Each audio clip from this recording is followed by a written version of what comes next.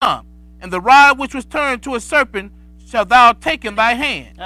And thou shalt say unto him, The Lord God of the Hebrews have sent me unto thee, saying, Let my people go, that they may serve me in the wilderness. And behold, hitherto thou wouldest not hear. So now he said, let them go, that they may go out and serve me in the wilderness. Because when the Lord delivered Israel, first place he's going to take them is to the wilderness. Go ahead and read on. Thus said the Lord, and this thou shalt know that I am the Lord. Now he said, and this thou shalt know I am the Lord. He's going to take them into the land. But nevertheless, the first place he is going to take them is into the wilderness. Now this is the church that he is bringing out of bondage. First place they go is into the wilderness. Now he said, you go ahead, and he said, now you tell them to let them go, that my people might serve me in the wilderness. Go ahead and read on. Behold, I will smite with the rod that is in my hand upon the waters, which are in the river, and they shall be turned to blood. He said, now I'm going to smite with the rod, and the rivers will be turned to blood, he said. Go, what verse are we? Verse 18. Go ahead and read. And the fish that is in the river shall die, and the river shall stink, and the Egyptians shall loathe to drink of the water of the river. And the Lord spake unto Moses, saying to Aaron, Take thy rod, and stretch out thy hand upon the waters of Egypt, upon their streams, upon their rivers, upon their ponds, and upon all their pools of water, that they may become blood, and that there may be blood throughout all the land of Egypt, both in vessels of wood and in vessels of stone. And Moses and Aaron did so, as the Lord commanded. And he lifted up the rod and smote the waters that were in the river, in the sight of Pharaoh, and in the sight of his servants. And all the waters that were in the river were turned to blood. And the fish that was in the river died, and the river stank, and the Egyptians could not drink of the water of the river. And there was blood throughout all the land of Egypt. Now, so now the Lord, he done poured out this first plague upon the Egyptians. He done turned the water to blood, haven't he? Yes, sir. And all of the fish in the river, they died. Let's go now, and let's go to the 8th chapter, and we'll pick it up at verse 20. 8 and 20. 8 and 20. 8 and 20. Show you how the Lord did this thing. 8 and 20. Okay, go ahead and read. And the Lord said unto Moses, Rise up early in the morning and stand before Pharaoh. Lo, he cometh forth to the water, and say unto him, Thus saith the Lord, Let my people go, that they may serve me. Go ahead. Else, if thou wilt not let my people go, behold, I will send swarms of flies upon thee, and upon thy servants, and upon thy people, into thy houses, and in the houses of the Egyptians shall be full of swarms of flies, and also the ground whereon they are. Now the Lord is about to pour another plague on. This time he's going to deal with the flies. Can you imagine swarms of flies in your house? One fly aggravates you to no end. Yes, have you ever had a fly flying around your head? It aggravates you to no end. Can you imagine having swarms of them? The Lord got a lot of ways he can deal on you. You understand what I'm saying? He ain't got to lay a hand on you. I just turned my arm and the flies are loose and the lice and all of that stuff. When you're hungry and you got that big pretty field of crop, and then if I decide I want to starve you to death, I'll just turn these locusts are loose on you and let them eat up all your green vegetation there. Lord got a lot of ways he can deal on you. He says, so now I'm going to send the forms of flies on you. Go ahead and read on. Verse 22. Go ahead and read.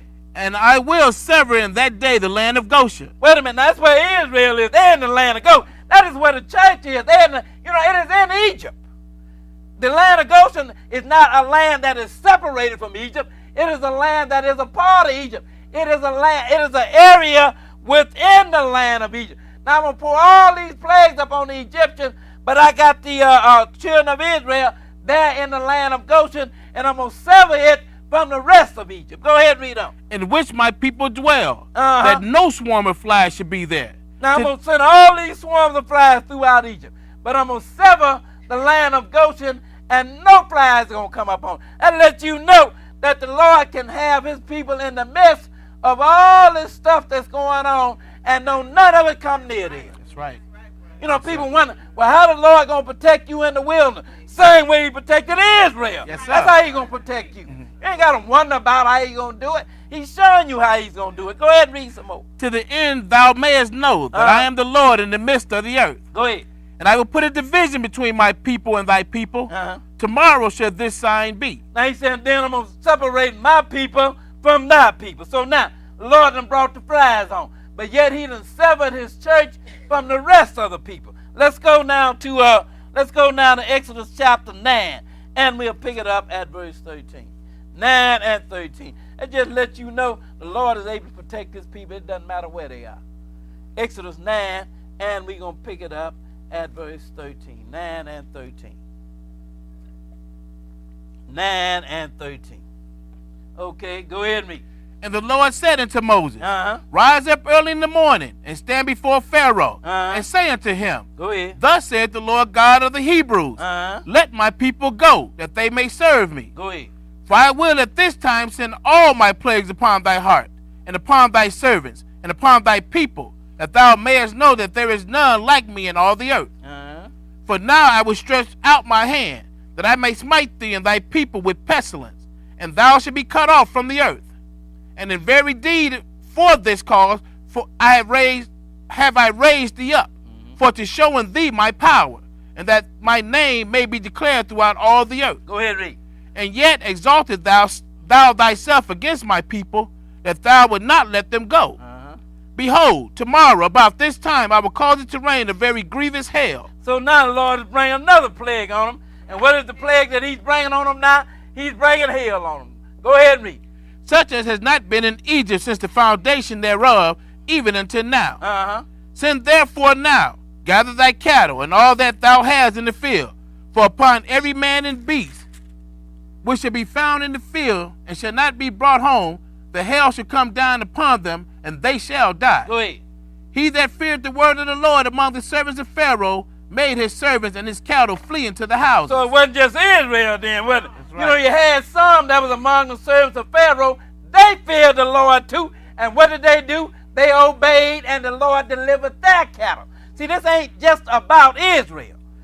This is about servants of God. That's what it's really about. Go ahead and read on.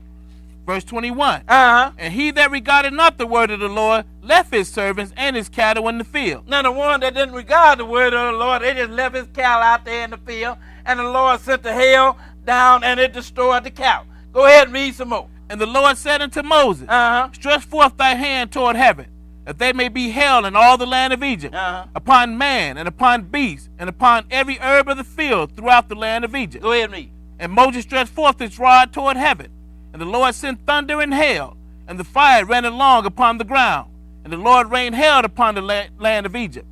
So there was hail, fire mingled with the hail, very grievous. So now there was hail, then you had fire mingled with it as well. Go ahead and read on. Such as there was none like it in all the land of Egypt, since it became a nation. Go ahead and read. And the hail smote throughout all the land of Egypt, all that was in the field, both man and beast, and the hail smote every herb of the field, and brake every tree of the field.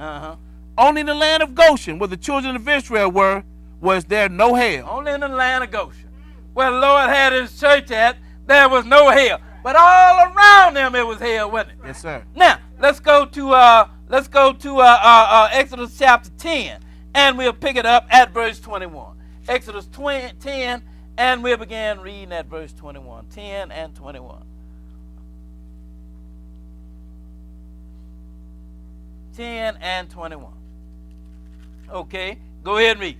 And the Lord said unto Moses, Stretch out thy hand toward heaven, go ahead, that there may be darkness over the land of Egypt. Now he done brought another plague on him. He said this time it will be darkness up on the land of Egypt. Go ahead and read on. Even darkness which may be felt. And Moses it was so dark you could just feel it. Go ahead and read on. And Moses stretched forth his hand toward heaven. And there was a thick darkness in all the land of Egypt 3 days.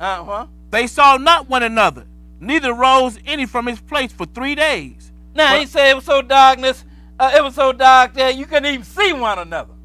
So dark you could just touch it. You could feel it with your hand. Go ahead and read on. But all the children of Israel had light in their dwelling. But all of the children of Israel, this is the church now that we're looking at. He said all of the children of Israel, however, they had light in their dwelling. What verse are we? Verse 24.